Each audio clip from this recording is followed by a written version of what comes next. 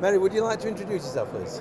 Yes, my name's Mary Dhonau, and I'm a multi-time flood victim, and I don't like to use the word victim, but I have been flooded on many occasions. Firstly 20 years ago, and most worse the year 2000, right up to the year 2007. So I know what it's like to be flooded.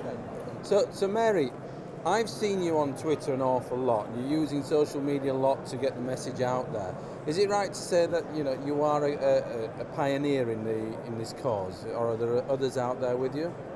Well, when I was first flooded 20 years ago, and most importantly the year 2000, when exactly now in the year 2000 I was this deep in water, in surface water and drainage. I had other people's toilet roll in my house. I don't use blue. There was no help, no support, no advice, nothing out there. And people didn't know anything about protecting their own properties, what they could do to help themselves.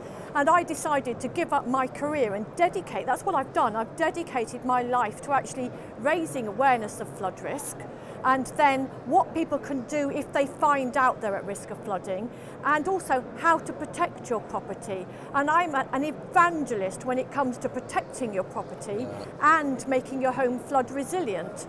So if the flood water does get in, actually adapting the inside of your house so the flood water doesn't do very much damage can save A, the heartache of having to move out for up to 9 months, which is the average people move out, and B, the emotional aspect of losing absolutely everything. I lost all my children's playgroup pictures, your memories, things you can't put a price on. So really, actually talking people through taking responsibility for their own homes. We don't think twice about putting smoke alarms up, but if we're in an area of flood risk, we're far more likely to flood than we are for our house to burn down. We don't think twice about locking our doors, so why don't we think about protecting our homes? And that's why I'm so keen about it. And do you feel like the responsibility lies with the homeowner, or with the government, or is it a shared responsibility? Oh, it's absolutely a shared responsibility, because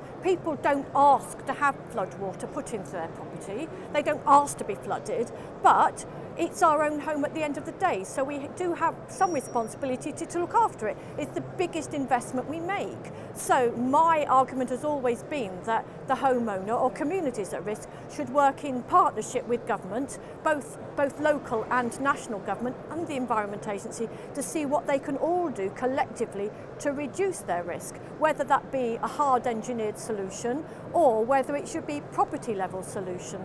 But it doesn't stop with just one person. We've all got to help each other to reduce the flood risk that we face. Okay. And what are your thoughts on there's quite often a lot of people refer to properties being built in floodplains, and the common perception is that if you buy a house in a floodplain, then more fool you. Do you think, what's your views on that? Well, first of all, a lot of properties have been built in inappropriate places, and they haven't been built accordingly. They've been cheap and cheerful, and people have suddenly found out that they're at risk of they're going to be flooded when the flood water's in their homes. So there's a lot of advancement now where people can find out their flood risk just by buying a cheap desktop report for about 20 quid that will tell them their flood risk, so they do know. But also, I know space is an optimum now, and everybody's driving to build houses, but why build in a floodplain where there might be somewhere else that would more appropriate we could build them? But if you have to build on a floodplain, then really build them so they can flood and the damage is absolutely limited. So building in flood protection and flood resilience to a property, if it has to be built on a floodplain, is the only way forward. And also, with the coming of flood-free, which is the new way that flood insurance is going to be delivered for those at significant risk of flooding, you will not get flood insurance at all if your area is built at flood risk. Wow. And in your experience, Mary, you've been campaigning for some time now. Are you confident that the products are out there? Is it possible to build a property that can be 100% flood defended, or what? What percentage do you think you can get up to these days? I think in lesser floods, you can certainly protect your property from flooding by having simple solutions like the self-closing air brake and having a door, a flood door in place. There are a lot of kite mark products out there. They've all been tested, so you know that they're reliable, that they're going to work. I much prefer, and so do the insurance industry, ordinary looking front doors that you can just lock and go to work and know that should a flood happen while you're out of a quick get back, that your home will be protected. If it's not possible to keep the water out, because if it lurks around and it's very deep and lurks around for a long time, then the best thing to do is put flood protection products in place, but also adapt the inside of your property so if flood water does get in, it causes a minimum of damage. And I did that in 2007. By 2007, we had reduced the risk. I'd worked with my water company, so they put in a pumping station, which they offered to name after me, but I didn't think that'd be appropriate, having a sewage pumping station named after me. But so it's reduced the risk, and I must emphasise that flood defences only reduced risks to areas. They don't take it away, so people just should remain vigilant and prepared. So when we got our flood warning, and we knew we were going to flood, I wasn't in.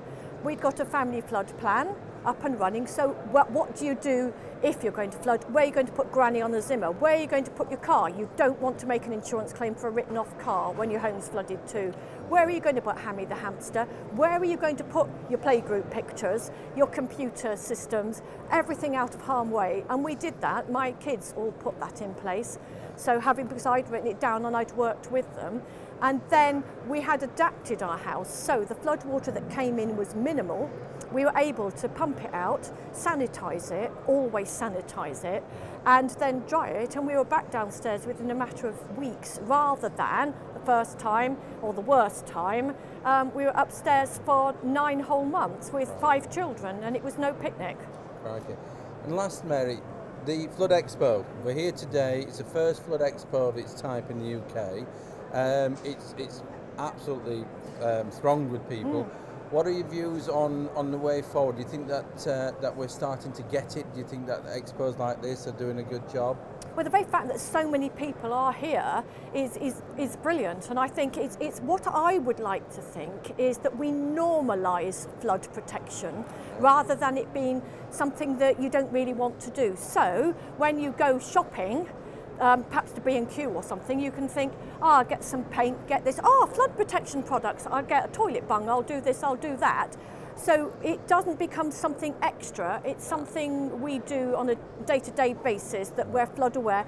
Flooding is the biggest natural peril this country faces, and for us to cope with it in the sort of ever-increasing climate change situation we find ourselves in, we have got to normalise it and make flood protection something that we do on a daily basis. Okay. Mary, Queen of Floods, it's been a pleasure. Thank you.